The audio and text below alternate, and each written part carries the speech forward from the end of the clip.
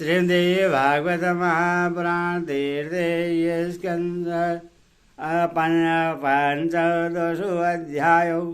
सजनों, आज आपको श्रीदेवी भागवत महापुराण में राजा सुदाजित और भीमसेन का युद्ध, भीमसेन की मृत्यु, राजा ध्रुव संधि की रानी मनोरमा का अपने पुत्र सुदर्शन को लेकर भरद्वाज मुनि के आश्रम में जाना तथा वही निवास करना।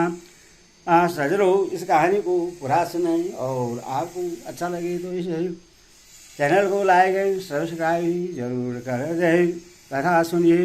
ब्याज बोले, हे राजन, युद्ध आरंभ हो जाने पर क्रोध एवं लोभ के वशीभूत उन दोनों राजाओं ने लड़ने के लिए शस्त्र उठा लिए और तब उनके बीच भयानक संग्राम आरंभ हो गया। युद्ध के लिए कृत संकल्प वे विशाल बाहु राजा युधाजित धनुष धारण करके अपनी सेना तथा वाहन आदि के साथ रणभूमि में डट गए। इधर इंद्र के समान तेजु राजा भीमसेन भी क्षेत्रोचित धर्म का अनुसरण करते हुए अपने दोहित्र के हित साधन हेतु विशाल सेना के साथ रण क्षेत्र में उपस्थित हो गए। सत्य पराक्रमी राजा भीमसेन ने युधाजित को उस संग्राम में उपस्थित देखकर क्रोधयुक्त होकर इस प्रकार वाणी की विष्टि आरम्भ कर दी, मानो पर्वत पर मेघ जल वर्षा और रहा हो। राजा भीमसेन ने पत्थर पर घिसकर त्रिशूल बनाए हुए द्रुत गामी तथा सीधे प्रवेश करने वाले बाणों से युधाजित को आच्छादित कर दिया और युधाजित के द्वारा छोड़े गई अत्यंत तीव्रगामी बाणों को उन्होंने अपने बाणों से टुकड़े टुकड़े कर दिया। इस प्रकार हाथियों, रथों तथा घोड़ों से अति भयंकर युद्ध होने लगा, जिससे देवता, मनुष्य तथा मुनिगण देख रहे थे। मांस भक्षण की लालसा वाले कौवे, गीद आदि पक्षियों के विस्तृत समूह से शीघ्र ही वहां का आकाश मंडल ढक गया। उस युद्ध भूमि में हाथियों, घोड़ों तथा सैन्य समूहों के शरीर से निकले रक्त से अद्भुत तथा भयंकर नदी बह चली, जो लोगों को उसी प्रकार दिखाई पड़ रही थी जैसे यमलोक के मार्ग में प्रवाहित वैतरणी पापियों को भयानक दिखती है। तीव्र धार के वेग से कटी हुई तट वाली उस नदी में मनुष्यों के केश युक्त इधर उधर बिखरे मस्तक खेलने में तत्पर बालकों द्वारा यमुना में फेंके गए ये तुम्बी फलों के समान प्रतीत हो रहे थे।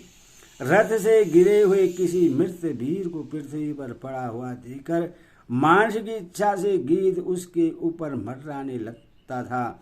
इससे ऐसा प्रतीत होता था मानो उस वीर का जीव अपने शरीर को अति सुंदर देखकर अत्यंत विवश हो उसमें पुनः प्रवेश करने की इच्छा कर रहा हो।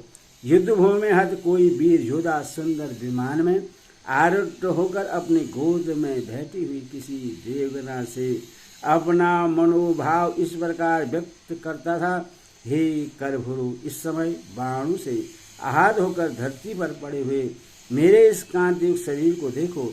शत्रु के द्वारा मारा गया एक वीर यूं ही अंतरिक्ष में पहुंचा और अप्सरा के पास जाकर विमान में बैठा, त्यों ही उसकी अपनी प्रिय स्त्री अपना शरीर अग्नि को भली भांति संतृप्त करके पुनः दिव्य शरीर पाकर अपने पति के पास जा पहुंची।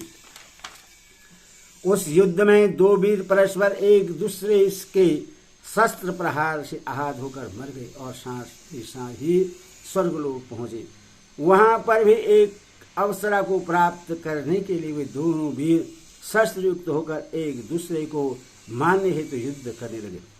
कोई अनुरागमयी युवा वीर अतिशय रूपवती तथा गुणवती अप्सरा को प्राप्त करके अत्यंत बड़ा चढ़ाकर अपने गुणों का वर्णन करते हुए उसके प्रति भक्तिपरायण होकर प्रयत्नपूर्वक उस प्रेमदायिनी के गुण आदि का अनुकरण करने लगा। घोर युद्ध के कारण रणभूमि में उड़ी हुई अत्यधिक धूल ने अंतरिक्ष स्थित सूर्य को ढक दिया और दिन में ही रात हो गई। पुनः वही धूल जब अथाह रक्त सिंधु में विलीन हो जाती, तब अत्यंत प्रभाव वाले सूर्य अचानक प्रकट हो जाते। कोई युवक वीर युद्ध में मरकर स्वर्ग पहुंचा तो उससे एक सुंदर रूपवती देव कन्या मिली। जो उसके ऊपर आसक्त हो गए, किंतु ब्रह्मचर्य व्रत के नाश होने से भयभीत उस चतुर वीर ने उसे स्वीकार नहीं किया। उसने सोचा कि ऐसा करने से मेरी अनुरूप यह ब्रह्मचार्य शब्द व्यर्थ हो जाएगा। तदनंतर घोर संग्राम छिड़ जाने पर राजा युधिष्ठिर ने अपने तीक्ष्ण तथा